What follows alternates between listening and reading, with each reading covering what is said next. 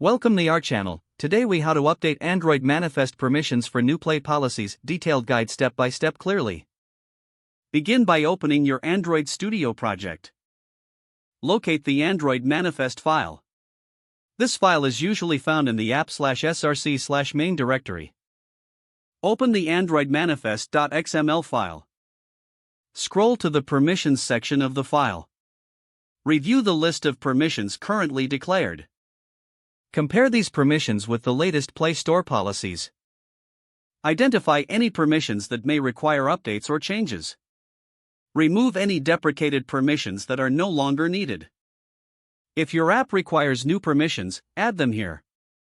Make sure to include a brief description for each permission you add. Next, save the changes to the Android manifest.xml file. Open the build.gradle file associated with your app module. Ensure that you have the correct compile SDK version set according to the latest policies. Sync your project with the Gradle files to apply any changes. Run your application to verify that permissions are functioning as expected. Test your app on a physical device or emulator. Check for any permission-related errors during testing. If needed, adjust the permission requests in your code. Make sure to handle permissions at runtime as required by the latest guidelines.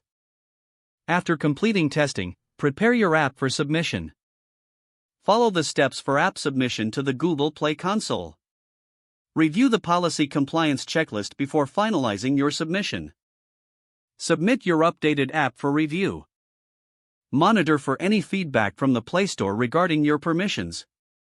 If the page does not load, refresh the browser or try again in a private or incognito window. Make sure you are using the correct email address, then retype it carefully to avoid small typos.